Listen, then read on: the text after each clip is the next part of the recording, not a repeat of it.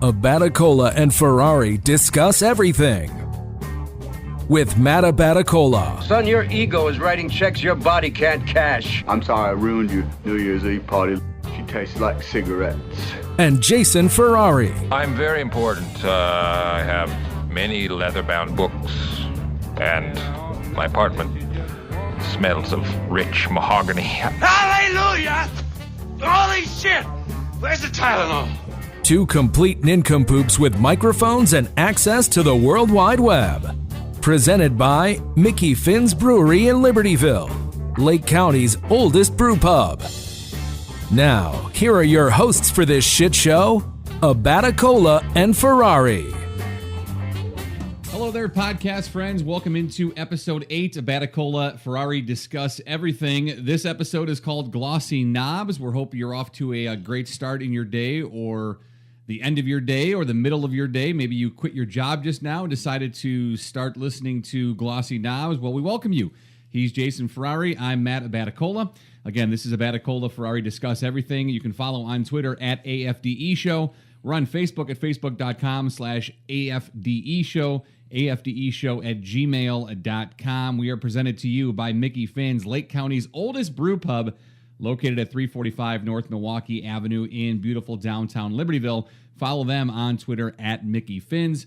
Was out there yesterday with the kids having lunch, having a great time as always, and actually took my mom there today. It's Sunday right now, regardless of where and when you're listening to this podcast. I took my mom to Finn's today for a Bloody Mary, and we'll talk more about my mom and her drinking later on in the podcast, but it was her first Bloody Mary she's ever had, and I thought, why not go to Finn's, because they do a really good, they call it a Bloody Mickey, and they give you a beer back of their 847 Suburban Wheat Ale, along with a delicious spicy Bloody Mary with all the trimmings, all the fixins. Sundays are a great day to go. They have a great brunch menu, as well as half-price dine-in pizza, so it's always great. You go there, watch football, and you see pizzas all around the restaurant. So check out Mickey Finn's, at Mickey Finn's on Twitter. Hi, Jay. What's up, man? I'm kind of glad you mentioned football, and I was driving back from a wedding that I was at this weekend, and I'm kind of glad that I only heard the first half radio call of it, because it sounds like it was, or probably still is, a suckfest. And, well, when I got here, it was 29-0.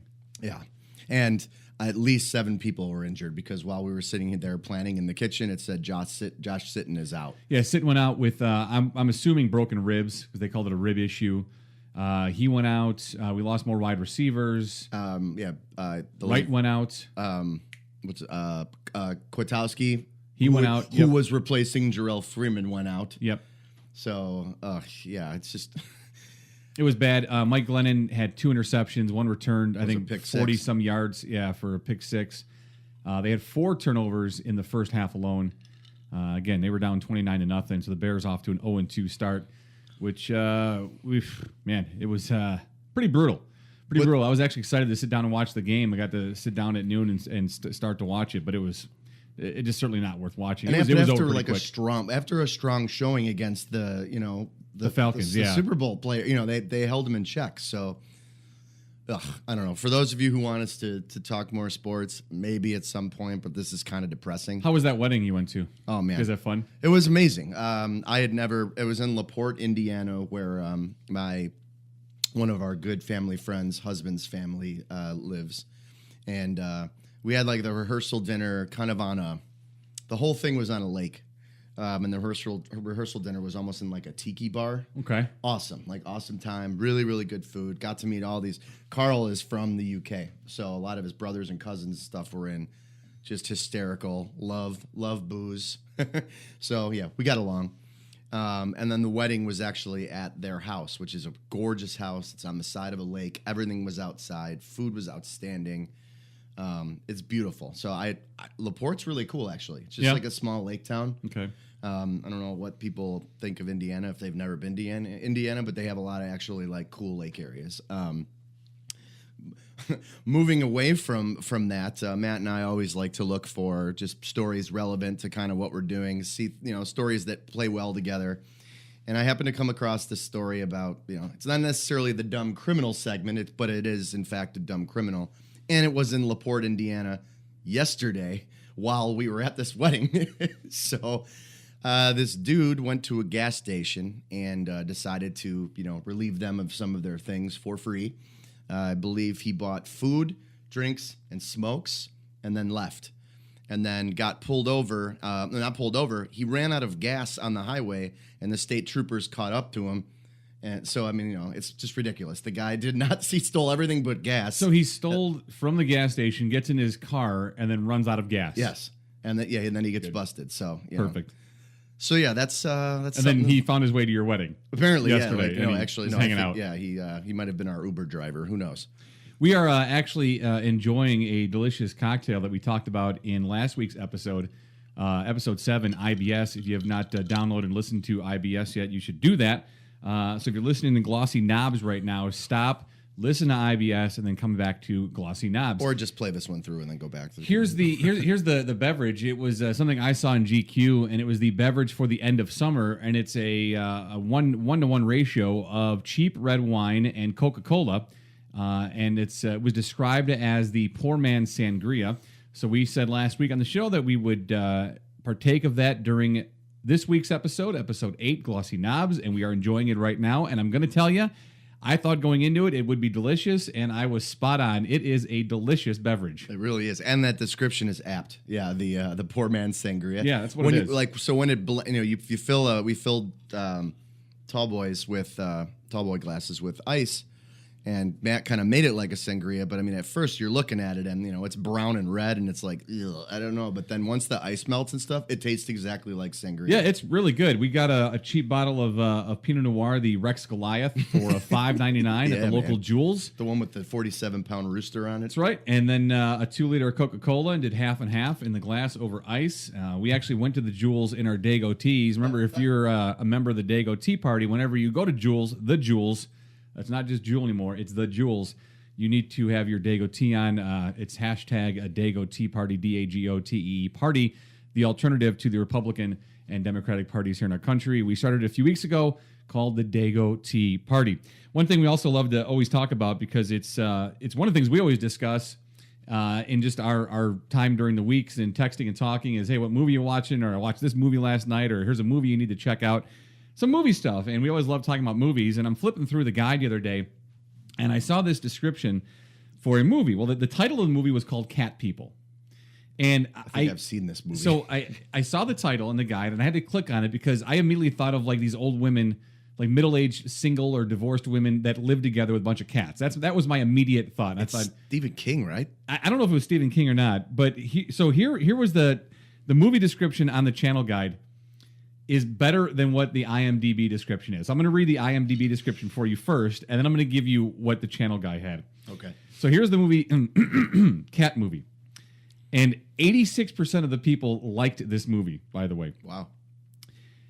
Here's the description. In this sensual and violent horror tale, Irina Gallier has a dark family secret, one that resurfaces dramatically when she reconnects with her estranged brother, Paul. Living with her sibling in New Orleans, Irina finds herself enamored with zoologist Oliver Yates. Even as her brother makes his own advances towards her, it's not long before the dark and dangerous curse of the Gallier clan rears its feline head. Oh, boy. So that's the description on IMDb. Here's what I saw on the channel guide that had me... I was almost fell off the couch laughing. Cat People. I'm like, what's this? Middle-aged women living together, divorcees with a bunch of cats. Wonder what dumb comedy this is. A woman's discovery that intense desire turns her into a leopard jeopardizes her relationship with a zookeeper. That's it? That's it. I'm like, oh, man. Yeah, but you think like at the end of it, like it just feels like they just stopped the description. There should be more sentences there. You need to get into it and watch it. God. So, yeah, Cat People. If that was one... you haven't seen yet, you might want to check out Cat People. So in doing so, I was looking for the worst movie synopses that are out there, the worst ones possible. And I came across this website. It had a list of 10 that were pretty bad. And here's, I'll just throw some of the movies at you. Friends with Benefits. This is Justin Timberlake and Mila Kunis.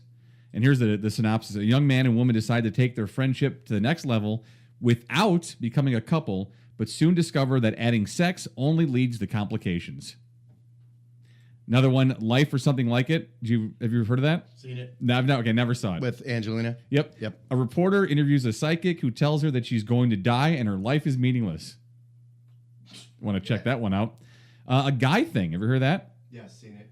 I never saw this one. A soon-to-be husband wakes up the morning after his bachelor party in bed with another woman. It's a Guy Thing.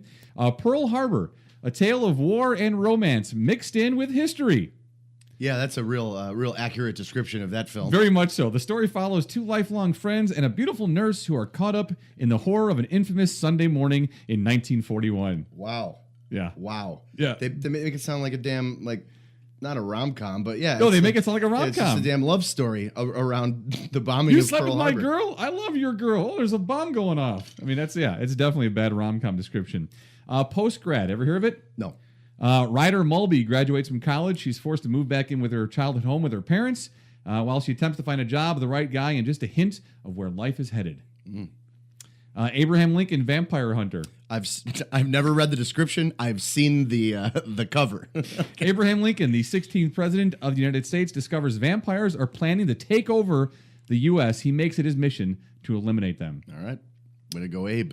Never even heard that this was a movie. Hansel and Gretel, Witch Hunters. Yeah. I've not watched it, but I know it's like Jeremy Renner's in it, Renner. right? I had no idea this was And even some a movie. like hot chick.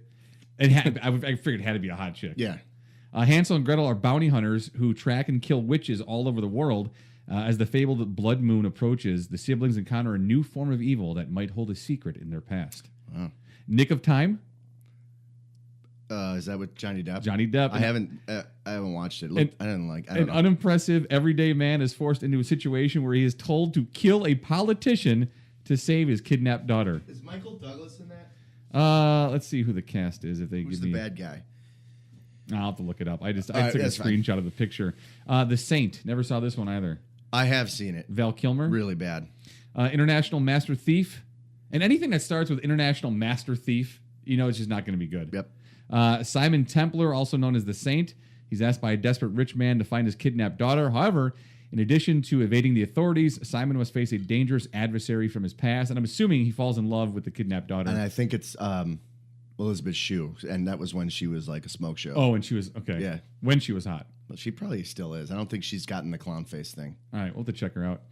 The Air Up There from 1994. Is it like a basketball? Jimmy Dolan is college basketball coach who wants a big promotion. To get it, he needs to make a dramatic find. He ends up deep in Africa. That's right. Basketball coach, and he needs a big find, so he goes deep into Africa. Right. This wasn't too racist. There's no offensive. Right. Wow. Hoping to recruit Salah, a huge basketball prodigy. Jimmy glimpsed in a home movie, but Salah is the chief's son and has responsibilities at home since the tribe's land is threatened by a mining company with his own hotshot basketball team. So, tell me that he puts together a game. He does. Oh, man. Dude, it's horrible. Oh, man. That just sounds awful. Okay, I actually hear something perfect. Envision a serious version of, remember the Airplane? Yeah. When he and, what's her name? Elaine are in like the village and teaching people about Tupperware and like how to play basketball. Yeah. So think of it as a like serious version of that, Oh, boy. where they're all like dunking and they're like doing set shots, and these guys are dunking. Yeah, That's exactly. great. That's just terrible. So those were some of the worst movie synopsis. Then I came across this, which was great. Some Twitter account. It's not worth going back into. I don't think they did it all the time, but they gave a real brief description of a movie. And you have to guess what the movie is based on the description. Grumpy emo chick ponders whether to shag a corpse or a dog over several years. yeah. Twilight. Wow, really? Yeah. Apparently, she's caught between a love affair with a vampire Yeah, like what's his and a werewolf. Yeah, the really two pretty boys. Jacob and Ed. Couldn't tell you, but the one guy Something. actually does look like a vampire. Yeah, The other And guy looks dude's menacing and like, evil. No, but Taylor Lautner. He's just he's just a handsome guy who turns into a werewolf. Werewolf. So she's caught between banging a werewolf and a vampire. Corpse. Right. Here's this one. A group spends 9 hours returning jewelry. Lord of the Rings. Number 3. Wow. Everyone tries the ice bucket challenge for this movie. Titanic. Oh my God. Okay. We need to. So you said this. It's not a worthy Twitter follow? No, it's not. Oh man. Leonardo DiCaprio wanders a frozen wasteland in search of an Oscar. Okay. The Revenant. Yep. This one. Oh, boy spends 7 years being the third wheel. Harry Potter. Oh my God. Which is great. Have you ever seen any? I've never seen any of them. I haven't read any of the books. Nothing. Haven't seen any of the movies. I think I always just, we were too old. Yeah, we're always too old. But you know what though? It's not, because I know a bunch of dudes that are older than me that really got into it. Dorks. Sorry, Harry Potter fans. Dorks. No, you're not. Dorks. Here's this one. Stockholm Syndrome Works. And this was an animated film from Disney called Beauty and the Beast. Oh my God. And bestiality, Right. Stockholm/bestiality. Caught between banging a werewolf and a corpse. Literally beast. All right, number 7. Talking frog convinces son to kill his dad. That's Star Wars Episode 5. They call Yoda a Dude, frog. this is the one that made me laugh out loud. Think of you immediately. Drug addicted girl takes advantage of mentally challenged boy for 3 decades. What? Forrest Gump. Oh my God. It's, yeah. It's not incorrect. I would not ever think of it that way due to Drug my love of addicted the girl movie. takes advantage of mentally challenged boy, ... for 3 decades. Oh my God. Oh no. Is there more? Yeah, there's more. A Cool. few more. These are good. A guy that's alone in the forest kisses a dead body with 7 other guys watching. Is it the Snow White? 7 white and the 7 dwarfs. Seven white guys dwarfs. and a dwarf. Home Alone 2, they describe as Donald Trump is a human being for 3 seconds.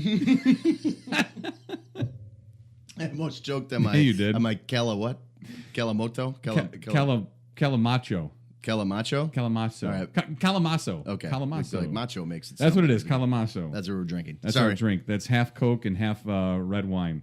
Girl wakes up to a stranger on top of her in bed, but it's cool because he's hot. Sleeping Beauty. Oh my God. I had no idea where that one was going. No, your look on your face was great. Because it's disgusting. That sounds really inappropriate. Here's another, and there's a picture here because I would have never known this or it got in the description, but it's another Harry Potter movie. It says noseless guy that has an unhealthy obsession with a teenage boy. And noseless. At least I know the reference. Noseless. Okay, yeah. Yeah, that's like that creepy. He's just creepy. A guy learns to love a girl without her Instagram filters. That's a Shrek. Oh, this is a movie I really enjoyed with Brad Pitt and Angelina Jolie. Mr. and Mrs. Smith. The one where Jennifer Aniston lost her man in front of the world. Oh, wow. Too soon? Yeah, not really, right? Oh, no, I don't care if it was yesterday. Oh, this is a good one. Kid comes out of the closet. The Chronicles of Narnia. Well, they go in, too. Okay, here's this is a TV show because it wasn't made into, at least not that I know of, wasn't made into a movie. People drink coffee for 10 years. Friends? Yep, Friends. Did you ever see? You've probably never seen this. I have. This is a Disney one that I've never seen. Mulan. No. I don't even know what Mulan is. Girl has to pretend she's a man to be taken seriously. Okay. Oh, it's like the story we talked Yeah, I about was just last going to week. say, maybe she started a business. A family's first Airbnb experience goes very wrong. That's The Shining. Oh my God. That is amazing. Have you ever seen movie trailer mashups? No.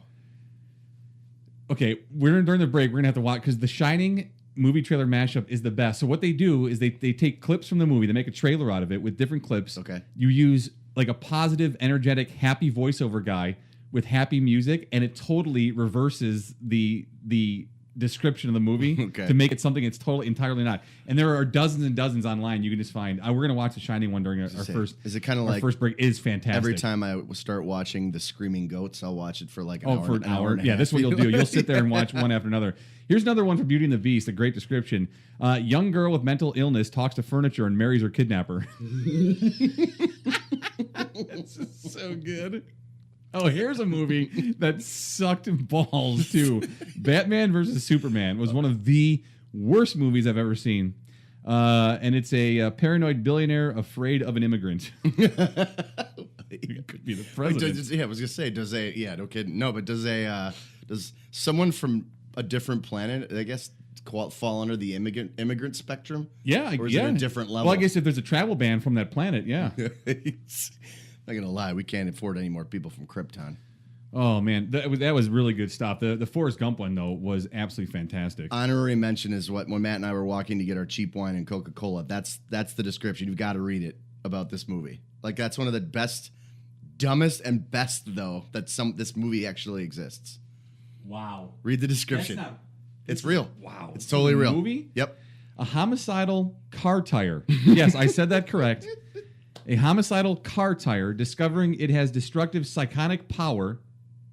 Psionic power, sets its sights on a desert town once a mysterious woman becomes its obsession. And the picture, the still shot for the description is a police car in the distance driving down a desert highway towards just a tire heading the other way, heading in that same direction, in the opposite direction, headed towards. That is unbelievable. Yep. The movie is called Rubber. I might have to watch that. That's fantastic. Wow. Yeah. When I was going through the channel guide too, sometimes we talk about Netflix and Netflix thinks you're a loser and they ask if you're still watching TV because you haven't moved in 7 hours. There was a back-to-back movie sequence on one of the cable channels that would have kept me there for well over 5 hours. It went Deadpool into Role Models into National Treasure. That's right. Yep. So that's like first one. All first right. one too, right? Not the first one. Yeah. Oh, so I'm like, all right, that's 3 consecutive without even touching the remote. You're good to go. Watching that. The cable channel just it's kind of like when an Amber Alert goes off or they're checking the emergency signals and it's like you should probably eat. You should probably eat something. Hey loser, are you still watching Netflix? Time to get off the couch or maybe read a book. Here's a great story that you found and pulled up, and I don't know if you're not. Well, no, you recently became kind of a coffee drinker. Recently, yeah, it's somewhat newer. Cold brew because anything else gives me like the shit. Yeah, you know me. Caffeine's not your friend. No, in large amounts. Have this Coke. Oh, this is fine. Yeah, the pop doesn't do anything to me. But it's like Red Bull would probably kill me. I didn't start drinking coffee until my late 30s, and now and it's not even every day. I know some people are like, oh, I gotta have a cup of coffee, or like people are grumpy, they don't have that coffee. They drink it at night. Yeah, I don't. I mean, yeah, sometimes I'll even make a pot of coffee at night now, like 5 or 6. I mean, that's like a total old guy move. Sometimes I'll bring the whole pot in with me to the bathroom and the newspaper, like my dad would do. My dad would bring in a carton of cigarettes, a pot of coffee, and the Sunday paper, and then be like, see you Monday morning, Dad. Into the bathroom? Into the bathroom. Oh, nice. Yeah. You come out 9 hours later, and the bathroom smells like death. So if you are a coffee drinker and you happen to be in Seattle, which is one of the great cities here in our country, and it's up in the state of Washington, if you're not familiar with Seattle. Washington. Here is a great coffee place for you. Bikini Baristas. They sue Washington City over dress code law. 7 bikini baristas and the owner of a chain of coffee stands called Hillbilly Hotties. Yes. They sued the city of Everett, Washington on Monday, saying 2 recently passed ordinances banning bare skin violate their right to free expression. The suit filed in U.S. District Court in Seattle says the ordinances passed by the Everett City Council deny bikini stand employees the ability to communicate through their attire, are vague and confusing, and unlawfully target women. Just like Starbucks with green aprons, UPS with brown trucks and outfits, and Hooters with short orange shorts, the barista's attire evokes a message at work. Freedom, empowerment, openness, acceptance, approachability, vulnerability, and individuality. I actually saw, I think Bourdain went there when he did it at Seattle episode. Oh, did he really? Yeah, and it was, it was fine. It really did. It just felt like Starbucks with bikinis. I don't get the issue with it. So what it's not like they're naked. Right. I mean, if they're nude, that's one thing, and that's certainly inappropriate. You got kids in the car, but I traveled to Seattle for a naked coffee shop. So can you not go? I mean, so yeah, are you going to be upset at someone at the beach? So who cares if they're making coffee? How many times have they're you not been slinging your dinner or serving you table? Their table side, whatever. You would think though, like how many times have you, me, independently been to a Hooters? And you would think it would just be a bunch of just drooling idiots. It's families. The whole place is families. Families, kids. Yeah. Hank loves going there. I took Hank downtown. Well, man, get some wings.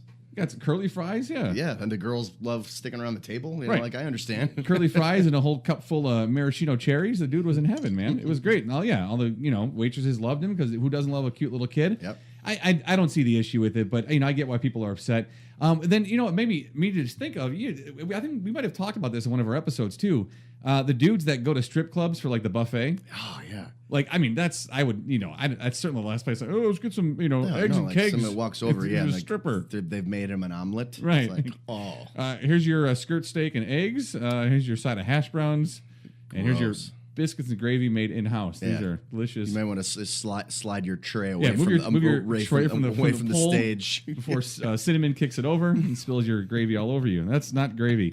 I just that's one thing. That's I don't think that's appropriate. Like I don't want to eat at a strip club, but so what? You're going to serve your coffee. Right. Here's the thing. And they bring it out too. You're not like. It's almost like one of those diners, like I remember the episode correctly, they bring it out to you. Oh, like an old diner. Yeah. So there's roller skate. There's thing, like that, and then it's just like you drive up and they hand it to you. They don't. Okay, so there's a window. It's not even an in-store thing. Right. I don't think. Oh, okay. Whatever. I mean, you know what? Here's the thing, though, and because it's a coffee place and it's in Seattle, it better be damn good coffee. Otherwise, it doesn't. I mean, people aren't going to go there just for bikinis. Well, yeah, but people go to places with bad food for bikinis. But yeah, no, I agree. Really? I don't know. Like, I don't think Tilted Kilt is like the greatest food on the planet, but I don't go there for the food. Yeah, or what's the one that advertises the ice cold beer? They have a digital readout of their beer at the bars, at every bar. Like the temperature of our cooler is 37 degrees. Your hand will stick to the mug. Twin Peaks. Oh, they talk about scenic views and cold beer. Okay, and they have like a digital readout at all the bars that tell you the temperature of their coolers. Sweet. Yeah. So I don't know if you're in Seattle anytime soon, and maybe you're going for business, or maybe you're just really jonesing for a good cup of coffee served to you by a chick in a bikini. Well, then here's the place to go to, and that would be Seattle, and a place called Hillbilly Hotties, and the name too. The name is that's fantastic. Oh, it's excellent. Hillbilly Hotties. And I love where it is. Like, when you go to Seattle, that's the last thing. Baristas, of course. Right. Hillbillies? Hillbillies? Not so much. No, not so much. Here's one other great story, and this comes to us from our friends in London. This is a really, really fantastic story. It was 7 inches long, 2 inches wide. I know. The way they start out is just great. Because I know immediately where you go, you dirty bastards. Filthy-minded Speaking bastards. of Hillbilly Hotties. Right. It was 7 inches long, 2 inches wide, pink, stripy, and the English family who discovered it hiding under a bed thought it could be a dangerous lizard.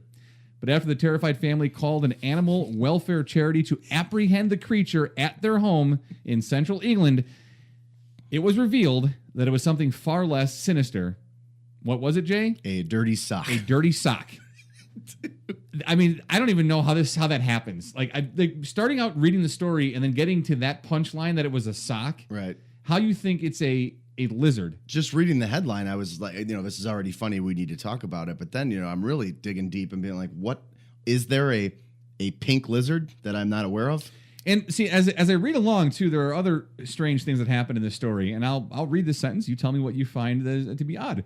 Animal collection officer Vic Herr from the RSPCA charity said she had warily approached the lizard after being alerted to its presence last Friday.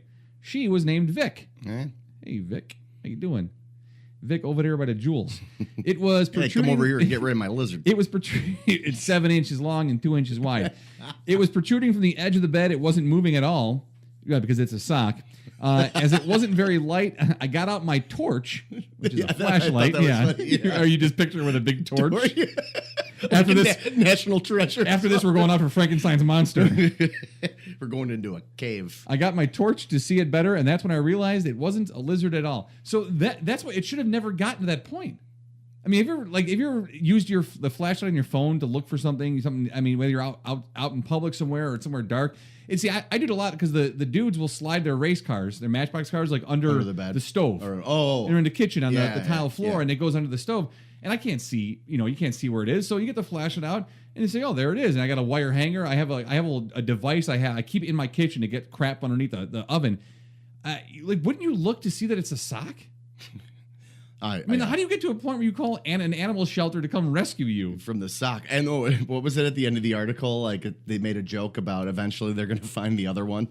Yeah, I advised the young girl whose bedroom it was to tidy her room a bit and to take care of her socks, but not before reminding her that another one will turn up soon, as they are usually in pairs. Oh, you know, gosh, it would. Yeah, I forget it. I'm doing it right now. I got to this amazing sock slider. As we talk about socks, Yeah. something. So I apologize because you already know what your Christmas gift is going to be. One of them Should be. It's the I want amazing this. sock slider. You've got to, and we'll put it up on our Twitter account at the AFDE show. But you can, in the meantime, Google this. Not after you listen to Glossy Knobs, Google this. It's sock slider, the commercial. It's as seen on TV product. It's a device that you put your sock around it, and then you can slide your foot into your sock, so you don't have to bend over. Now, this would come in handy for you with your lower back issues and spinal surgery back in January or February. Yeah. So December. Was it December? Yeah. Was it really? Yeah, December 2nd. Oh, it was before Christmas. Yes. So this would come in handy for you because bending over and even putting on your sock is just at young age of 42 is difficult to do now. Yep. But the commercial is just unbelievable, and it also comes with a stick that you can actually Remove your slide sock. your sock. Yeah. Oh, you don't have to lift your It leg looks up. like the removal tool looks like a shoehorn with a long handle. Yeah, oh for sure. Yeah, and it's like 3 feet long. You can just slide it right off. But it's called the sock slider. And if you watch the commercial, they end the commercial. The voiceover guy ends the commercial with, "It's great for your parents, your grandparents, or a friend in need." A friend in need. Which is great. I fall under the friend in need category. Yeah. Hey, so I called Bill the other day, and he was really down in the dumps. Oh, what was wrong with him? He's having a hard time putting his socks on. Oh yeah, dude. Oh, hey, guess what? The sock slider. He's a friend in need. Oh yeah, well, no, but it was $19.99 for it, and then $19.99 for your grandparent, your father, or your friend in need. Or your You get friend the- in Yeah, need. you get the double deal. Just absolutely outstanding. All right, let's take a quick time out. We need to refill our Kalamazoo beverages. Remember, it's half Coca-Cola and it's half cheap red wine. Get after it. We're doing Rex Goliath and Coke today. We're going to take a quick break. I'm going to show you the mashup for The Shining. You have got to see this. It's going to be fantastic. Check that out, too, when you have a chance after Glossy Knobs. This is episode 8, Glossy Knobs, Baticola, Ferrari. Discuss everything. Back in a minute. Call or visit our website today and we'll give you the special price of the day. You can get the complete sock slider system for just $19.99. And so you can give one to your parents, grandparents, or friend in need, you can get a second one free. Just pay separate processing and handling. Call or visit our website at sockslider.com. This offer is not available in stores, so visit our website now to get yours. All right, welcome back in. It's episode 8, Glossy Knobs, Baticola, Ferrari. Discuss everything. You can follow along at AFDE Show on Twitter. Connect with Facebook at facebook.com/AFDE Show. AFDE Show at gmail.com. You can find our link to all the episodes there. You can find it everywhere, actually. The podcast is available. Yeah. iTunes. And Once we I know we have a lot of people listening on the East Coast, so I've been posting it at like 5:30 a.m. on Monday morning, and people have been grabbing it super early for their commute and stuff. So, but yeah, if you just search for, literally start typing in Matt's last name, and once you get to like ABBATA, it pops up. You can find it at Stitcher, iTunes, Google Play. We're on everything. And we are presented to you by Mickey Finn's, Lake County's first brew pub, located at 345 North Milwaukee Avenue in Libertyville. A great day to check it out is on a Sunday. Great drink specials all day, delicious Bloody Marys. Every NFL game is on all the large screen TVs all around the bar, as well as half-price pizza on Sundays. Check them out at Mickey Finn's on Twitter as well, 345 North Milwaukee Avenue in beautiful downtown Libertyville. All right, so as we've done the last couple of weeks, Matt just brought up a sponsor. We had a brand new segment sponsor come on board 2 weeks ago. Will's Northwoods Inn at 3030 North Racine in the beautiful Lakeview neighborhood. Great bar, been going there for years. Started chatting up their general manager, Kevin, and just he loves the show and decided he wanted to sponsor a segment. So as usual, we appreciate him. And the segment is entitled That's So Wisconsin. Last week, we told our first That's So Wisconsin story, which consisted of Wisconsin sending Houston 17,000 pounds of cheese. And what was it? Like 3,000 pounds of butter. 3,000 pounds of butter. So that's definitely so Wisconsin. This week we've got a little bit different twist. It's not as charitable, but it is equally enjoyable, and Matt's going to roll with that. Yeah, the story comes to us from Fond du Lac, Wisconsin, and the title from the Huffington Post, Sly Guy Secretly Swaps His Family Photos for Steve Buscemi Pics. So here's a guy, lives at home, mom, dad, sister, and he started one at a time removing family photos from frames that mom had set up around the house and replacing family pictures with pictures of Steve Buscemi. And I find that so amusing. So amusing because here's the deal. It took his mom 5 days to notice. And this is all over the house, too. All over the house. It took a while for his mom to get the picture. Kevin Mannion, 21 of Fond du Lac, Wisconsin, decided to play a trick on his parents by secretly switching framed family photos around his parents' home for pictures of actor Steve Buscemi, and his parents didn't notice right away either. His sister Claire, 19, tells the Post that her brother started the prank on July 20th, swapped one photo a day for 5 days. On day 2, his father figured it out, but it took his mom a whole 5 days to discover that something fishy was going on. And we're talking about like 8x10s of like Steve Buscemi. Yes, there was an odd-looking man. There's a wall. You know how like parents will put up like high school, senior pictures, or on the mantle. Yeah, the mantle. So this looks like on a wall going up a staircase. So it's like if you're going upstairs at all, you look at him every time. Past it. And he replaced it a Steve Buscemi 8x10. It literally would be 10 inches from your face as you walk up the stairs, and she didn't notice it for 5 days. She saw Kevin Senior picture from far away, was so confused because his head was too big and the colors were wrong. So she walked over and she finally saw that it was Steve Buscemi. Mannion said his mom thought it was hilarious, and apparently so did the young prankster. She posted pictures of her brother's gag on Twitter, where she received over 50,000 likes and 30,000 retweets. Oh, my God. That was the 19-year-old sister replacing the pictures. But why Buscemi? Mannion had a very simple response. My brother thought Steve Buscemi was the best face to have around the house. Just a great story, and that's so Wisconsin. Yes, so awesome story. Thanks for representing hilarious dude in Fond du Lac. And again, That's So Wisconsin is brought to you by Will's Northwoods Inn at 3030 North Racine in Chicago in the Lakeview neighborhood. Great food, obviously a lot of good drinks. If you're from Wisconsin or if you like Wisconsin culture, they are all about it there. You can find more information on all their specials at willsnorthwoodsinn.com. Yeah, and if you have a business and you are a regular subscriber and listen to the AFDE show. Again, this is episode 8, Glossy Knobs. We can invite you to be a part of our podcast as well. Just email us, afdeshow@gmail.com, and we can send you all the info you need to sponsor a segment on this particular here program. And again, like we mentioned last week, it doesn't have to be a restaurant or a bar. Any business that requires customers to make money would benefit from having the exposure that the podcast can bring to you. We also love to bring to you in our second segment of every episode. Again, this is number 8, Glossy Knobs. Glossy Knobs. Or whatever, kind of but knobs. The thing is, though, who doesn't love a glossy knob? I don't want to know that person. It could be a glassy knob, too. A slip of the tongue. That's from the, what is this called again? Quasimodo? I don't know. Calamari.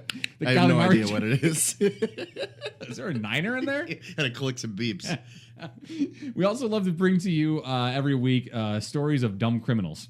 And there is no shortage of them, which is great. Remember, we talked about our dumb apps, which we do. I wonder if we run out of dumb apps to find. Doesn't seem like there's a shortage of dumb apps, and there certainly will never be a shortage of dumb criminals. No, I wanted to find 7 of them on the way home from Indiana today. Quick look. Yeah. Our first story of a dumb criminal comes to us from West Bend. A 19-year-old West Bend man is accused of stealing thousands of dollars from his job at Pick and Save, as well as trying to break into another store for cigarettes. Now, the 19-year-old's actions were so bold, it may have been happening right in front of your face. The signs are still in both the front and the back of the cigarette outlet on West Washington in West Bend. Evidence of an attempted break-in that employee Karen Corin says didn't work out too well. You could see where someone tried to pry open the door. Our owners made sure the store was wired internally. Corin says the thief tried cutting the power to turn off the surveillance system, which only put the business next door in the dark, then left evidence. He left behind a backpack full of stuff, a backpack full of things. His name was in there in the backpack. Police say 19-year-old Alex Deaton admitted he wanted to steal cigarettes. Before you think this is a story about a dumb criminal, you may want to hear from the pick and save down the street. According to a criminal complaint, Deaton, who worked as a cashier for months at the pick and save, has been stealing from the grocery store. Investigators say Deaton punched in fraudulent returns into registers, exploiting the store's make it right policy. From March until July, prosecutors say those returns have added up to as much as $30,000. That's a lot of money. Wow. Some people don't make that in a year. That's crazy. I'm glad they caught the guy, said Corin. A lesson whether the crime is well thought out or a dud often leads to the same result behind bars. Investigators say Deaton will spend most of the money. He spent most of the money on gifts for himself, including a new laptop, an iPhone, and an Apple Watch. When he was arrested, he stated, quote, "I messed up and stole a lot of money," end quote. And then Roundy's released a statement about it, saying that's an investigation going on. We can't comment further. Putting his name. Well, we don't need really more comments than that. Yeah, I feel like pretty much sums it up. I mean, it's great. A guy like the gas station guy in segment 1. I mean, takes everything from a gas station and doesn't realize he has no gas and breaks down on the getaway. This idiot leaves, items in a backpack at the scene of the crime with his name inside the backpack. Just unbelievable. You have to love, though, the dumb criminals and all the stupid things they do because they really entertain us. Yes. Now, this guy is something special. The next two are really something special. This guy is Jake Kevin Watts. Jake Kevin Watts. Okay. He's a young meth addict, which is no laughing matter. Does he have like a business card? Yeah, right. His business. What do you do? I'm a meth addict. Kevin Watts, meth addict. Not a laughing matter, but here's what this dummy did. He was sentenced to jail for an incredibly stupid oversight he made while reporting for bail in Queensland. Now, Jake Kevin Watts, 23, dutifully drove himself to the Rockhampton police station while disqualified in a car full of weapons and drugs. So here the guy was taking himself to the police station like he was supposed to do to pay his bail. He was doing everything he was supposed to do, but he drove to the police station and the car was full of weapons, brass knuckles, and drugs. Meth. So the local newspaper, the Morning Bulletin, reports he tried to hide his illegal activity by stashing his car keys in a nearby garden. Oh, my God. However, a conscientious member of the public spotted the heavily tattooed man, picked up the keys, and followed him into the police station. Authorities immediately followed up on the tip-off and searched the vehicle. They found almost 20 grams of methamphetamines, 7 brass knuckles, a self-loading firearm, a handgun, 2 vials of steroids, and 2 gun magazines. Watts faced the Supreme Court yesterday at Rockhampton, supported by friends and family, and pleaded guilty to drugs and weapons charges. So this dude trying to do the right thing, pay his bail, and he goes to the police station with a car full of weapons and drugs. Someone obviously sees him walk over and drop his keys into a garden, is like, oh, I wonder what's up with that. Grabs the keys out of the garden, walks over to the car, sees it's full of crap. They walk into the police station, and they're like, this guy just walked in. Here's his keys. Wow. Brilliant. But hey, we do thank him, the 23-year-old young man, Jake Kevin Watts.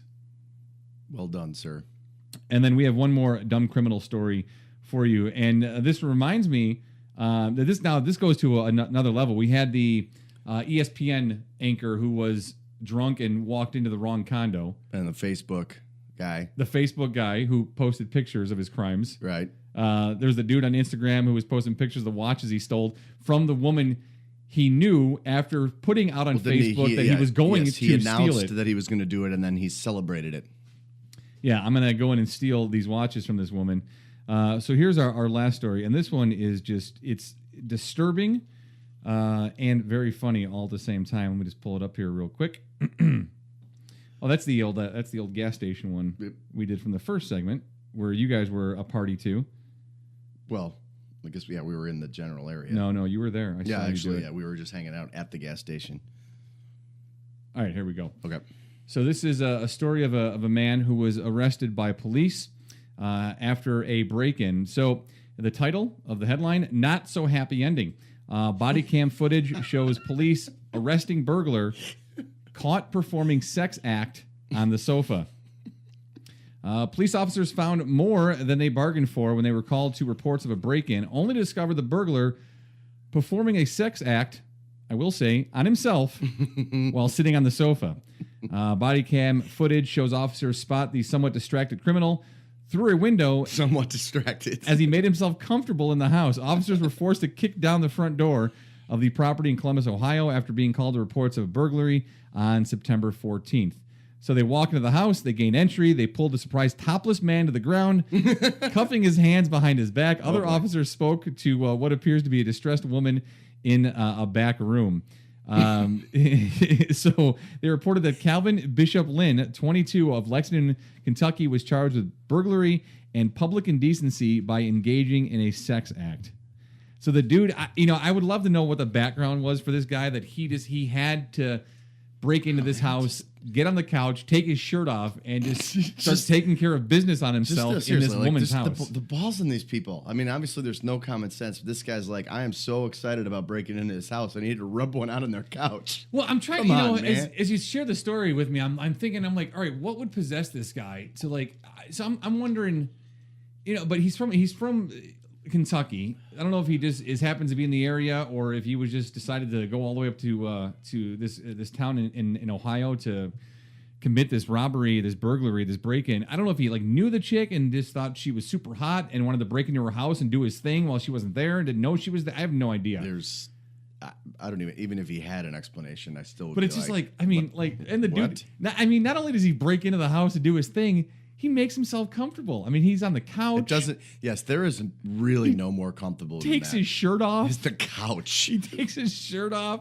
I mean, I wonder if he poured himself a drink. Probably. Had some snacks. Maybe he wined and dined himself first. Searched the entire home for some kind of lubricant. Right. He got some lotion. He made himself a nice charcuterie plate. Old Vaseline somewhere. Charcuterie plates. He made himself a raspberry vinaigrette salad. Right. A little summer salad with some mandarin oranges and fresh striped sliced strawberries, and a little raspberry vinaigrette, a nice little Pinot Noir. Kamikaze? What is it called? It's not a kamikaze, it's not Quasimodo, and it's not calamari. I want it to be Quasimodo. It's a calamosho. I don't know. As you're listening, every segment, it's going to be something else because we don't know. It's so good. It's Poor Man Sangria. You would be listening to the whole show, so you don't need the recipe description, but in case you're a dumb criminal and you don't remember it, it's half Coca-Cola and it's half red wine. We went with Rex Goliath Pinot Noir and a fresh 2017 2-liter of Coca-Cola. The real kind, too. All right, so those are our dumb criminals. We love to share dumb criminal stories with you. We might have to go back and pull our favorite dumb criminal. I think right now, it's a tough one, but I think this guy, the masturbating guy, breaks in, the masturbating guy, takes his shirt off and makes himself a charcuterie plate in someone else's home. I think that's the winner. That might be my favorite so far. Yes, and the headline, not so happy ending. It's so good. You think, and the cops are. I mean, I would be just inclined enough to not allow the guy to dress himself back up again. You bust in and you throw the guy down on his stomach and you handcuff him and drag him out this way. Yeah. It's like remember what's the movie SWAT? Oh yeah. The guys in his underwear. The guys in his briefs. Yeah. Crazy guys in his underwear. Right. The aliens are coming. Yes. That's great. All right. We also love to not only give you dumb criminals, but dumb apps. So now I give to you my friend Jason Ferrari and this week's edition of Dumb Apps. All right. And there are some that I feel like will take only seconds. So I did 6 this week just because, like I said, there's never a shortage of dumb apps. Oh, before you start, I downloaded Carmatey.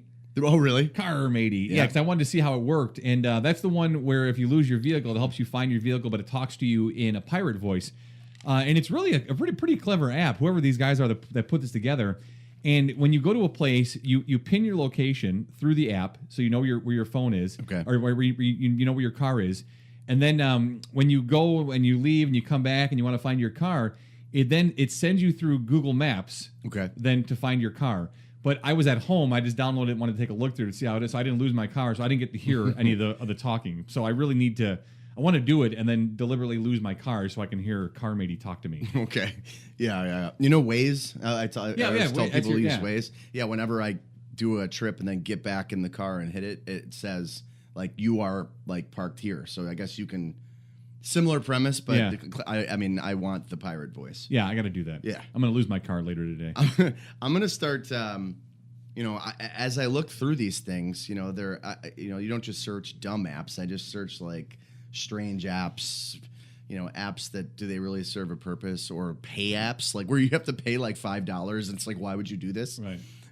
So I would love to find more practical ones like that, but I just keep finding the dumb ones. I like better. Yeah. So as usual, it's a little bit difficult to order them and dumbness. The first one I found this week is called Tickle Me Timmy. Oh man! And it sounds like a pedophile. It does. It's the fact that I don't understand. Like, even if you just say "tickle me," like it would be like it's not bad. But somehow I don't know how Timmy even factors into this. I think they just thought it would sound good with "tickle me." It doesn't. No. But basically, what you do is you tickle your phone and it giggles. Oh man! And I'm wondering, and I refuse to have any evidence of this on my phone. So someone needs to maybe look it up. But I don't know if like some guy named Timmy is there. I'll check it out. I'll do it. I don't care. Yeah. I mean, the FBI already has enough stuff on me. You tickle your phone and it giggles. Do you like to lure it in your car first with a piece of candy? This all circles back to the clowns in the vans, like just looking for someone named Timmy. So Pennywise the clown brings your kid into his van with a piece of candy, then tickles his belly. Tickles the hell out of Timmy. Right, and then he ends up in a sewer somewhere. All right. All right. Tickle me, Timmy. I'll Okay. check it out. I'll take one for the team. The next one is called Doorstop, and if you're not familiar with, I think there are several versions of Doorstop, but the one that this one includes in the app is the spring-loaded one where you hit and it's like, like, okay. So you hit a button and the doorstop just makes that noise. So it's just a picture of the doorstop and you hit the button and it's like, it's just... Are doorstops still used in like current modern construction? Do people would even like a millennial even know what a doorstop is? Probably not. Right? Because they're probably not even used anymore. No. I mean, unless it's like old apartments will have them, but I mean, as you notice, like in our bathroom or in my room, like the door just will swing, like and go through the friggin' drywall. That's Yeah, what I love. like the cabinets. I'm like, what do you guys use this for? And you're like, open the cabinet up. I'm like, it's like, why do you have 6 of those like the round things for the cabinet protectors there? I'm like, yeah, because it knocks clothes off in my closet when Trish goes to get a bag of chips. Very aggressive with the kitchen cabinet opening. All right, so doorstop. You hit a button and the doorstop rattles. That's wow. All right, so this one, this sounds sexual. Yeah, it's based off of that technology, which I believe is smart. Oh, where if you wanted to like share, like if you wanted to give someone your contact info, you just put your phone next to theirs, and then it's instead of like texting them, it just uploads it. Okay. So this one is called Tap That. Yep, there it is. I would assume that both of you need to possess the Tap That app on your phone, and you put your phones together, and they make love. And I didn't write this down in there, but it randomly like decides how good the tapping was. Really? Yeah. So I mean, I need to read more to see if you have to stand there and hold your phones together. It's like hold the button, but with like a payoff. I don't. Yeah. So yep. Tap that. Would this be a way that you can meet someone? Maybe you're at a bar, a local establishment, and you see a young lass across the room, and you want to walk up and be like, "Hey, do you have the Tap That app on your phone?" For those of you who are looking for a great icebreaker, be like, "Hello, good day." Tap that. Oh yeah, but see, they're not offended then. They're not. Then they're like, "Oh man, the guy with the accent, is asking if I have like Tap That on my phone." Right. It's the guy who walks over in the Zubas and the bear shirt. Hey, you got the Tap That app on your phone? Hey, well, it depends on what bar you're in. That's right. I was over there by the Jewels earlier. Yeah, if you're across from what it's called now, the guaranteed rate. Yeah, GR Field, GRF. Hey, you know what? We're actually encouraging members of the Dago Tea Party to install this app and walk around and ask chicks if they have it. All right, so that's Tap That. Put your phone together and they make love, and then it rates your phone's ability on lovemaking. All right, I'm going to take a sip of my Cancun. There's another one, Cancun. It's a cocoon. What's your drink there? It's a cocoon? Yes, Matt and I are drinking Cocoon the Return, the sequel to regular Cocoon. I never saw either one. And people tried telling me that Cocoon was good. Yeah, I know. Dude, you can't avoid watching Steve Guttenberg movies. I mean, it's just like movie making at its finest. I try to avoid old people at all costs. Okay. Oh man, I want to see if that Twitter person could do a description of Cocoon. Okay, so the next one is called Man Poke. Oh man. And this is it. it shows a picture of a guy, and there is like a little disclaimer at the front end of the article that says, quote, he may or may not be annoying. So I don't know what this guy is doing as you click on it. And it just allows you to think about if you walk up to somebody and it's kind of an aggressive move. Like if you just poke someone like in the sternum, that's what you do. It says you touch your phone and poke a random guy in the chest. He may or may not be annoying. Okay. I gotta pull this one up. I'm gonna see if I can just download it right now. I'm not getting it. Man poke. Yeah. So it's just like instead of you walking up to someone like say in a bar or out who is bothering you in some way, or if you're trying to instigate, instead you can do it virtually and poke a guy in your phone. Is it not available on the iPhone? Oh boy.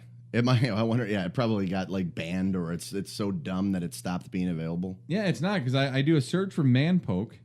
I can only imagine what's coming up on that search. No, it's a bunch of games coming up. Bike Rivals, Line Motorcycle 2, Doodle Bike Climb Racing games. Wow. Superhero Car Climb Racing, Motor Hero. Apparently, they think that man poke has to do with racing. Slender Man Escape, Shooting and Racing Hollow. Bike Overdrive, yeah, a lot of motocross BMX things. All right, so maybe it's just a clever way to get you to do that. Yeah, man poke. You go in there and they're like, God, you've got to download all of these motocross apps. Wow, here's an app called Gym Fit to Fat Race, real run, jumping, and wrestling. And look at the pictures. Oh my God, it looks like a bunch of people from Family Guy. All right, man poke. Okay. So 2 more. We'll go through this next one that's I find to be extremely creepy. What was that movie that came out with Joaquin Phoenix? Her, yeah. Where he falls in love with like a Siri voice. Yeah, and what was the hot actress? What's her name? Scarlett Jo. Yes, ScarJo. Okay, so the name of this app is called Watching the Cute Girls. And every app that I've mentioned so far, and every single one of these segments, free. Yes. This particular one costs you $4. And you open the app, and its exact description is a virtual girl stares at you through your smartphone. She doesn't communicate. She doesn't do anything. You can just look at your phone, and it's some... I noticed like they had different hair colors. It was almost like the stupid like Bitmoji things, but it's like a cute girl, a virtual cute girl stares at you through your smartphone. I guarantee the masturbating guy on the couch in Ohio was looking at that app. Oh, you know who else does this? The people who rent fish because they're lonely. Right. Yeah. So for like $3, you get a fish in your room overnight, and so for a total of $7, you have a fish and a virtual hottie in your room with you while you're traveling in England. And I don't even think it's. I was looking at the photos. It's not like a hottie. It's just like a girl. It looks like Dora the Explorer is staring at you. Oh, like so it's like a little kid? Nah, it's creepy. Yeah, you pair that with Tickle Me Timmy, you got a night maid. God. Oh, I feel like wow. You know what? You put Tickle Me Timmy watching the cute girls. Make love. Tap that. The tap that. No, then the one app where it just sounds like you're opening a beer bottle. Oh yeah. You got a night maid. You just crack open fake beers while looking at virtual hotties while tickling Timmy in the belly. Ugh. Yep. So at that hotel with a fish. No way this isn't deeply upsetting. But so that's watching the cute girls. $4. My personal favorite in my search this week. I saw the title. I wish I didn't read the description on this one. Oh, okay. Well, so that's why I reacted when you were still doing the virtual hotties one. This is unbelievable. So I will say that if you read kind of the article on this, it's not like it's. So we're gonna poke fun at like what it is, so but like when you read about it, I mean it's like if you it's basically saying if you're unable to do this in person, like their goal is for this to be like a nice thing. Sure, okay, but how does it benefit anyone? Right, exactly. It doesn't. Unless it's like teaching you how to like go out and do it. You know, it's like, again, like the people seem to only be able to do things with their phone. Like, so this is 1970s version of Pet Rock. Yeah, yeah, or the movie with Bette Midler or whatever, where the homeless guy Beaches. comes in. Yeah, no, not Beaches. It's Down and Out in Beverly Hills. Oh, yeah, wasn't Beaches? How in the shit I got to that, but yeah, I think the calamaris are Beaches. Bette Midler, Barbara Hershey. I don't know. I've never watched Beaches. Barbara Hershey, like she was a homeless person that Bette Midler took in, and tickled her belly. Yeah, somehow Timmy was involved. All right, so the name of this app is iHobo. That's right. iHobo. iHobo.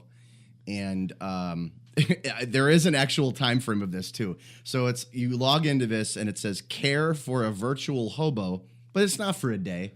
It's not for a week. You just make sure that this hobo is okay for 3 days. 3 days. So the actual iHobo, care for a virtual hobo for 3 days. Yep, you get a hobo that's all your own for 72 hours. And then if you look at the screenshots, there are like pictures of towels, like pictures of like the universal sign for like men's and women's room, like like pictures of French fries. So like you actually like follow this hobo around and like hand him the various things that he needs. You bring him into your home, you bathe him, you give him French fries. Well, or wherever you are with your phone, because clearly you're not with a real hobo. Now, this would be funny if it's like a Tinder alternative, like a Bumble. It's like iHobo, and like you can match with other hobos in the area. If we're going to take your dating experience to the next level, you find a homeless person in your town to date. If you're like, man, I've really, really just started to be wary of my like the comforts of home. Right. So I just want to just live in a box for like 3 days and meet like my match, my box match. No, I think it'd be great for a dating app because you'd be like, you could sell it this way. Be like, tired of always striking out, never bringing home that lucky gal to your place? Well, have no fear. iHobo is here, guaranteed to come home with you. The bum single network. That's right. Wait, you want me to come to your house to sleep there overnight? I'll come. All right. There you go. Yeah. iHobo. I just feel now clearly we didn't design this, but now I think we've messed with the poor hobos enough. I think we've taken it to not only the next level but a greater level. So that was this edition of Dumb Apps with Jason Ferrari. That would be a great segment for your business to sponsor. We could say right here, Dumb Apps brought to you by blankety blankety blank. So check us out at afdeshow@gmail.com. We are brought to you by Mickey Finn's, Lake County's oldest brew pub. They are located at 345 North Milwaukee Avenue in Libertyville. Check them out. You can follow on Twitter at Mickey Finn's. He's Ferrari. I'm a Baticola. It's time for one quick break back on the AFDE show after this.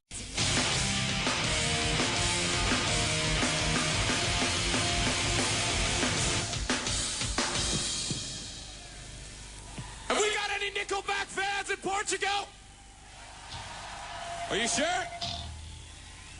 Up to you. You guys want to hear some rock and roll or you want to go home?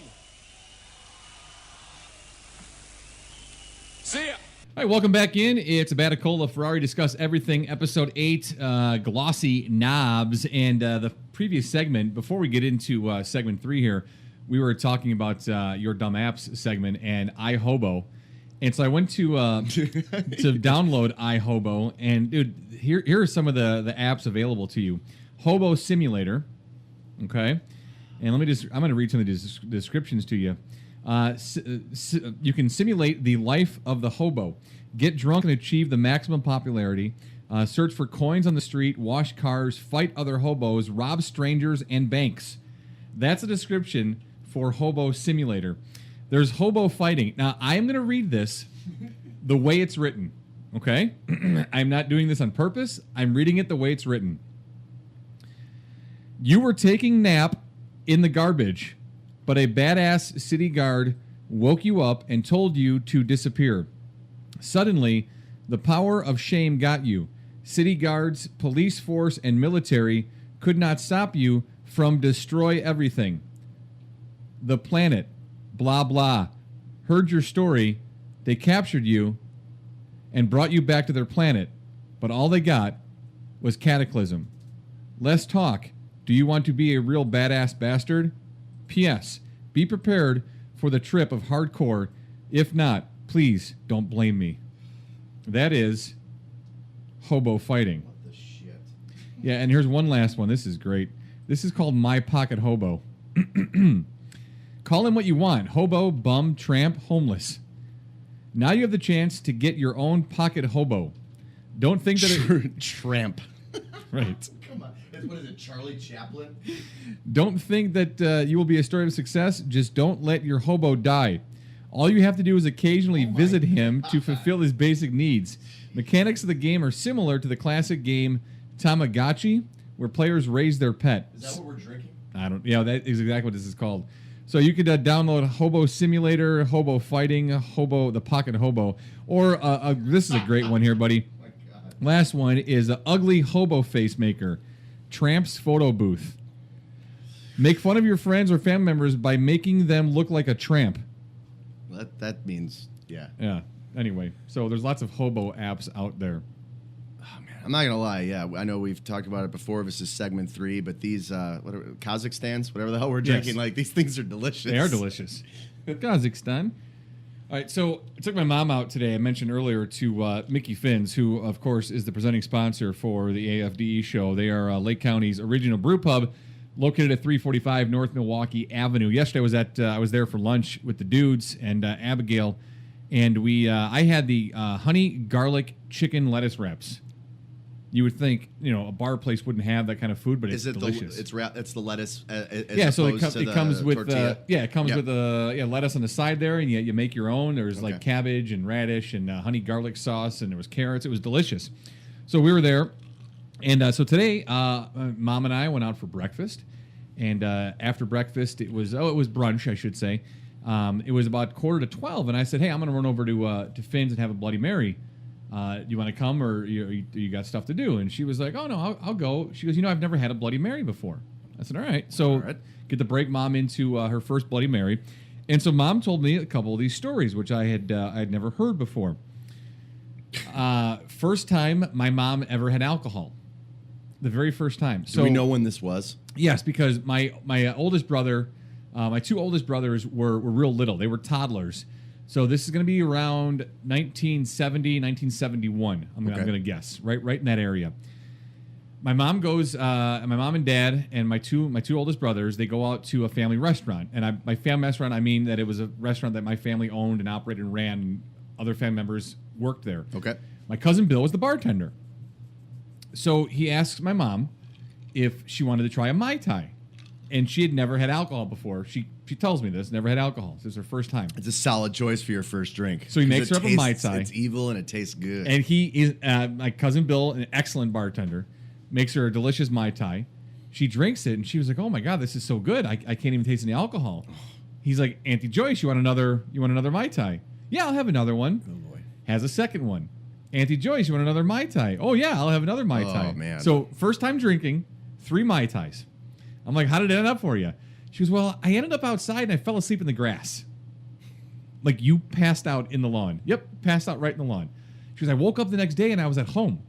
I'm like, "How did we get home?" I asked your father how we got home, and he was like, "Well, he had to get you in the car, had to get the kids in the car, and then he just dragged you into the house," which I'm sure he was thrilled with. This is mostly on your cousin for giving her Mai Tais. Oh, absolutely.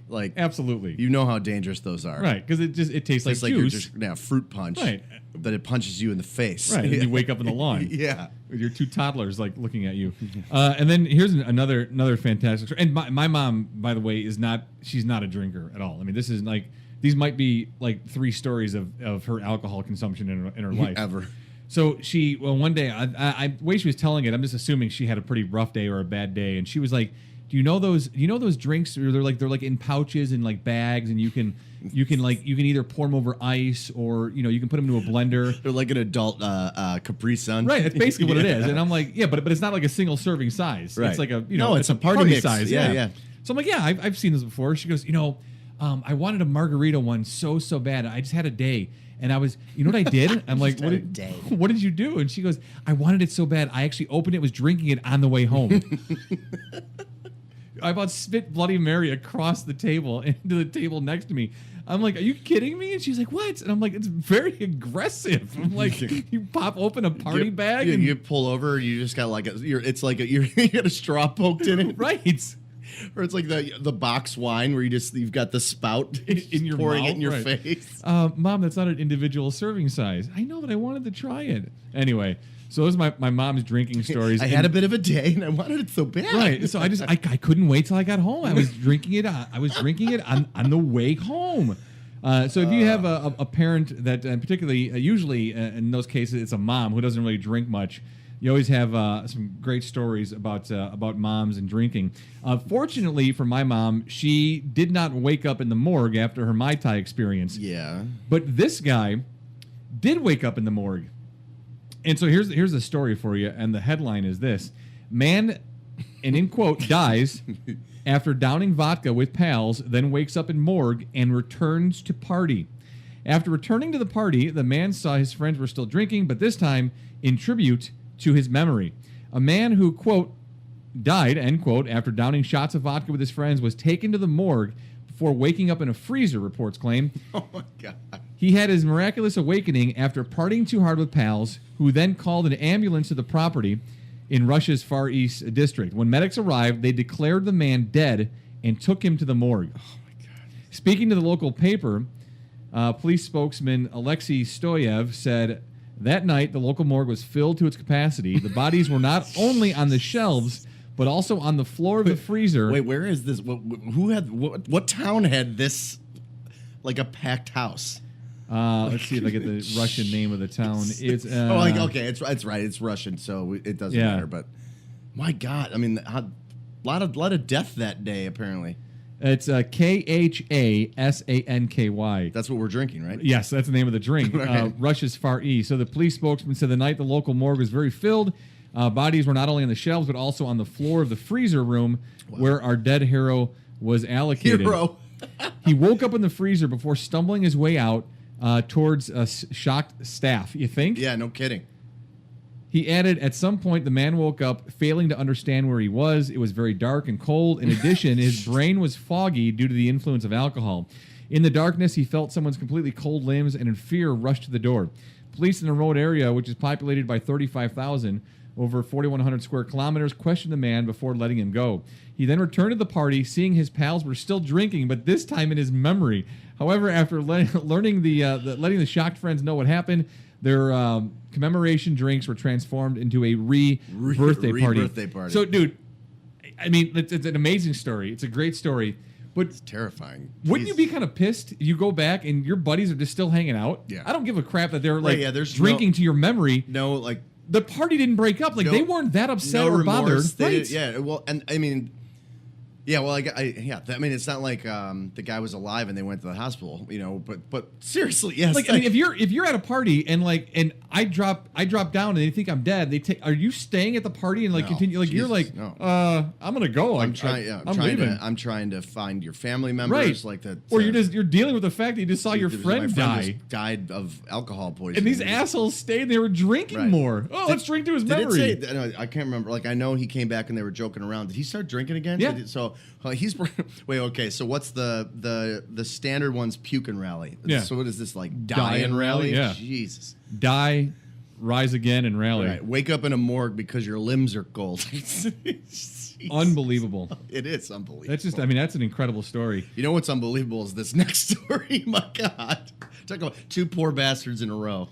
Let me find this story. Where did I put this one? Is this at? one I texted you? No, that was the one about the gas station. Oh, here it is. Here it is. I don't know how I could miss this. The third word in the title is penis. Yeah. Man gets penis stuck in gym weight plate. It takes firefighters 3 hours to cut him free with power tools. Oh, man. We all know someone who loves the gym, but one man took his passion for working out way too far this week when he got his genitals stuck. Firefighters posted a warning to others after they were called to a hospital to free a man who had trapped his penis in the hole at the center of a gym weight plate on Friday. We can't imagine what he was trying to do besides the obvious. Perhaps he was into some unusual strength training, but it's unlikely he would have been able to lift the 2.5 kilogram disc off the ground. Once the poor guy had suffered the embarrassment of turning up at a hospital with some heavy metal around his penis, he then had to endure firefighters trying to free him for 3 hours with cutting equipment. 3 hours with power tools. Let that sink in. Around his penis. 3 hours. That's what the weight looked like. So the weight ended up in 1, 2, 3, 4, 5 pieces. What's the? Is that the one on the mirror? What's the web?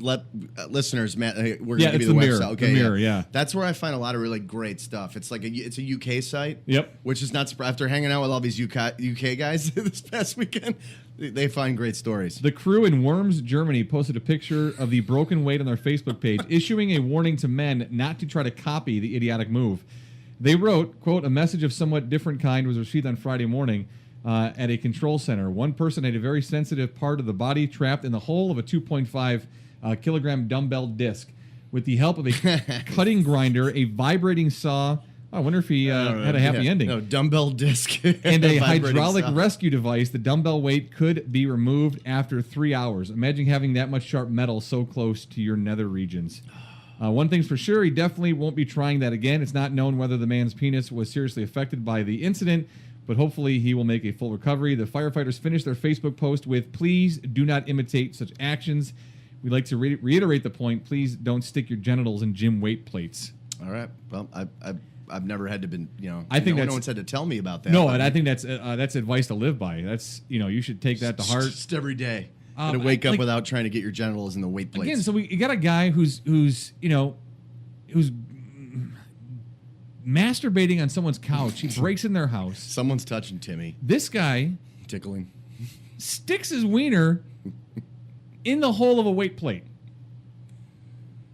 Like, seriously, have you ever been with a woman? Yeah, that's like he's doing a heavier version of doing cock push-ups. Right, but I mean, it's like this dude's never been with a chick before, and his buddies were like, bro, yeah, hey guys, what's it like, bro? It's like sticking your dick through the hole of a weight at the gym. What do you mean you can't curl plates with your dick? Oh, unbelievable, idiot. But anyway, so the guy ends up in the hospital 3 hours to cut the weight. Yeah, you need to just. Well, what's the headline? So, yeah, you said third word's penis. Just because then we can people. You have to look this up. You have to see the photo. It really brings this whole thing home. Yeah, the photo of the weight cut in 5 pieces. The headline is "Man Gets Penis Stuck in Gym Weight Plate. It Takes Firefighters 3 hours to Cut Him Free with Power Tools." That's from the Mirror. I'll post the link on the Twitter account. Right, I'll do that right now. I'll do that right now for you while you're telling us our next bit. All right. Of this is good stuff too. Well, speaking of, this is an interesting segue going into Europeans doing interesting things, or people from across the pond. One of our listeners, Nate, who sent us an email, who is a longtime Score listener, knows Matt really well. He said, I believe at the beginning of the email, that it's been fun getting to know me, and he understands why Matt and I are besties. I do consider Matt a very close friend. I don't use that word unless it's in email or some other form. Or never. Yeah, it's epic besties. Okay, so Nate's story, I appreciate it. He told this to kind of piggyback off of my roommate's story, Gary, the old balls guy, a couple of weeks ago. And here's the story, or this is what he said. Your story about your roommate from hell brought back memories of my experience living with 2 other guys in Jacksonville. Ugh. Well, Jacksonville is the armpit of America. Yeah. It's like Cleveland with a beach. Other guys in Jacksonville, one of which was a student from Eastern Europe who routinely sat naked at his computer with the door open, eating rye bread, tinned fish, and grapes off of a giant serving plate while listening to NPR at maximum volume. This guy's just firing on all cylinders. He also walked around naked constantly, which led to his nickname, Radio Flyer, because we asked him one day if he needed a wagon to carry his balls around with him rather than let them drag all over our carpet. Peter was a good guy, but as a roommate, the cultural differences strained our comfort level, like when his fiancée and her mother would visit, and all 3 slept on the same stinky-ass futon, parentheses, Peter didn't shower every day, with the bedroom door closed.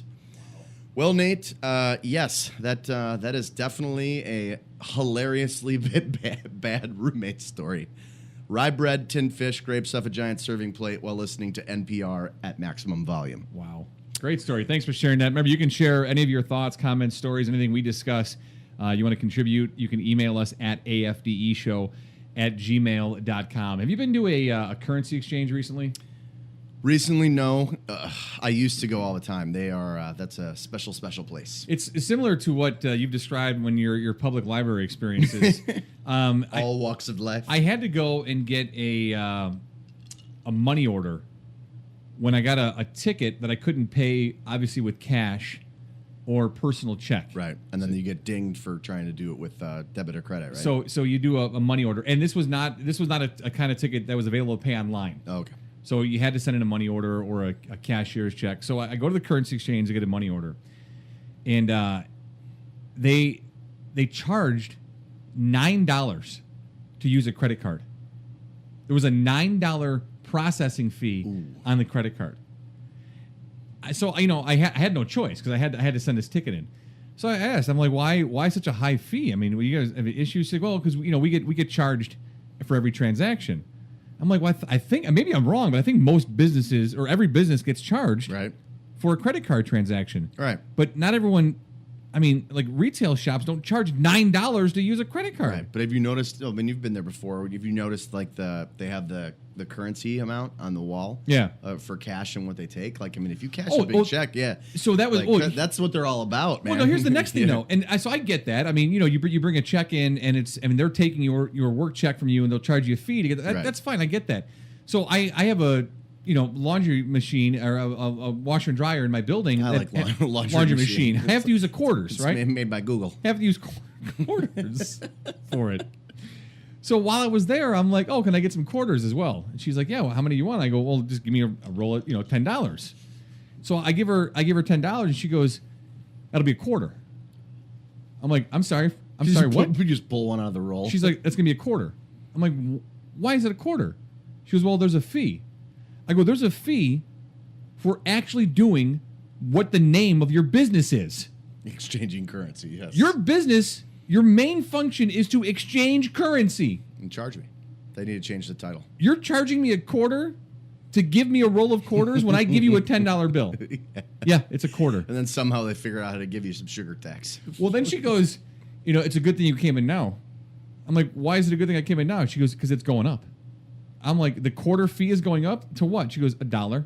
Ooh, wow. $1? I'm like, is it based on the amount of the money that you exchange? And she's like, oh, no, it's $1 fee. Is this national or is this Cook or Lake? Or Lake County, yeah. Lake County. I don't know. I have no idea. I didn't ask her, but I was like, okay. So you're going to take $1 from me from just actually just exchanging the same amounts of money. You're literally doing nothing for me but reaching over 3 inches, grabbing a roll of quarters and handing it to me through the 9 inches of bulletproof glass. Yeah. Like that's standard too at currency exchange. It's got to be. Oh, dude! Like we were talking about when Matt and I walked across the street to get our delicious. What's the brand of red wine? The Pinot Rex Noir. Goliath. Rex Goliath and with a rooster on the front. Yeah, it's $6. 47-pound rooster. It's $6. And the 99-cent Coca-Cola. He was telling me about this story, and I said, "Have you been to the currency exchange on a Friday?" That's why they need the bulletproof glass. That is when most people have payday, and it is like, whoa. I had to get a money order for something, and I just waited and went back on Saturday morning. Well, and part of the issue, too, with the currency exchange experience was that the customer service wasn't as chipper or as friendly as I would like. No, it's like going to the DMV with cash. Right. It's terrible. I'll trade you some money. Okay, it's going to cost you. All right, and it'll be $9 if you use a credit card. But you know what? If you're going to have great customer service, this is why I have T-Mobile. Because T-Mobile is not only a great company, but they offer fantastic customer service. They do. And what's interesting is not just we'll move away from T-Mobile in general for a second. How many of you have called into any company? Not generally. I mean, maybe if it's like after 5 p.m. Like a lot of times you'll get something normal. But maybe you log in through a chat online, or you call them at 9 p.m. at night. Anyone, and they say like this is Steve. You're like, there's no way in hell that this guy's name is like, and it'll be like, hi, I'm Henry Smith. Yeah, no, you're not. You're not Henry Smith. So my cousin Jeremy, who is a silent contributor, a satellite producer of the show, just sent me a text that said, I thought he had like a service with Cricket or something, or like Grasshopper. No, we've been Boost. Well, I don't know. I think we've been like taking hits on him because he's like weird with his cell phone sometimes. But yeah, he limits his texts. No, yeah, I remember. No. Well, we're gonna get into that right now after this story. It's so good. But no, I remember we were telling a story last. I reached my text last week. What company? Oh no, I do it. It's self-restricted. Well, I said something about Cricket Wireless, and Matt said, "Sorry, Jeremy," like under his breath. So he has T-Mobile. So I guess he called customer service the other day. Got a jitterbug. Yeah, the guy that answered the phone said, "Bow wow wow yippee yo yippee yay. This is Gino from the Philippines. How can I help you today?" That's great. I was like, even if I was pissed or something was wrong with my phone service, I'd be like, Gino, dude, you are the standard by which every customer service rep should answer the phone. Okay, well, 99 out of 100, the people that are calling are angry about something. Of course. He immediately disarms the situation. Yep. Just 100% disarms. And even, can you imagine how there's got to be like speech, there's got to be some time it's after this happens. Seconds of silence. Yeah, silence and then laughter, or Right. being like, wait. Like, Because wanted to make sure, is this T-Mobile? Like you've gotten to the point where you can't resolve the situation on your own. You're like, oh man, I got to call. So you dial the number, it's ringing, and then you hear, bow wow wow, yippee yo, yippee yay. This is Gino from the Philippines. How can I help you today? And he admitted that they are not here. Like he did all of the above. I would just be like, I don't even know why I called you. Like, how are you doing today, buddy? I'd be like, I'm good. Thanks for taking care of Think everything. about it. And at this point, you've probably gone through like you can't hit any buttons, so it's that stupid voice activated thing. Right. And every single time I know it's happening, but I'll be like, I fucking hate these voice activated things. Those are And the it's worst. like, oh, okay. Like it's like, yo, you said no, and it hangs up. I'm like, damn it! Like, no, it's please tell me what you'd like to resolve. For billing issues, say billing issues. For service issues, say service issues. Billing issues. You wanted service issues. No, I wanted billing issues. Connecting you for service issues. Yeah. Then you get to them, they're like, oh, you need to. No, I'm sorry, sir. You needed billing issues. Yeah. This is not my department. I know, Gino. Let's go. Can you connect me? Yeah, I'll connect you right through. Hang on one second. And you're like, all right, cool. They're going to get me to the billing issues. And then you hear, for billing issues, say billing issues. For services, they get you back to the computer voice again. Okay. So Jeremy's our data joking. And that's funny. At the wedding this weekend, he made a comment about something and about listening to the show. And my wife said, "Yeah, are you did you put the latest one on CD?" Because he texted me from his car like 2 weeks ago, and he's like, "Yeah, listen to the show right now." He's like, "I burned it to a disc so I don't use up my data." And so he's like, "Hey, shut up! I have a stack of CD-ROMs next to my computer at home." The crickets get tired, man. It's a lot of work. Oh man, they got to chirp and they got to supply your data.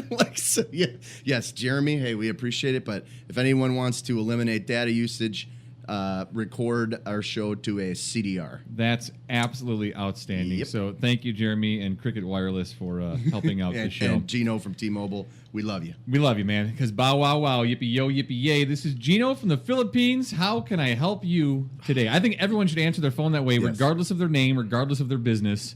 They should all say they're Gino from the Philippines. Maybe we could name next week's show Gino from the Philippines. I'm good with that. I'm good with that. I think the only other good phone greeting that this makes me think of is Matt, Chris, and I. We haven't been doing it as much lately, but we used to just answer the phone balls and wieners, like whenever each of us would call each other. Balls and wieners. Because of that. I now pronounce you Chuck and Larry. Yeah. It's like balls and wieners when he answered the phone. So yeah. It's either that or Gino from the Philippines. Gino from the Philippines. Yippee yo, yippee yay. How can I help you today? All right, that wraps up episode number 8, Glossy Knobs. He's Jason Ferrari. I'm Matt Abaticola. We are presented to you by Mickey Finn's in beautiful downtown Libertyville, right at 345 North Milwaukee Avenue. We thank you for connecting with us on Twitter at AFDE Show, on Facebook, facebook.com/AFDE Show, and email your thoughts or contribute to the show at afdeshow@gmail.com. Also, big thanks to our one of our segment sponsors, Will's Northwoods Inn. Will's Northwoods Inn in Lakeview, and their address 3030 North Racine, Chicago, and the Lakeview neighborhood website to find information about what they got going on all the time. WillsNorthwoodsInn.com. And thank you for listening to the show, for downloading and subscribing. Make sure you do that. Tell your friends, your neighbors, your family members all about the AFDE show. Friends in need. If you're friends in need, you can get one for your parents, your grandparents, and your cripple friend in need who can't put his socks on. $19.99. And the good thing is it helps you take your socks off as well, so you're covered at both ends of the day. Thanks for listening and being a loyal listener to the AFDE show. We do appreciate it. This is episode 8, Glossy Knobs. He's Ferrari. I'm Abaticola. We'll talk to you soon.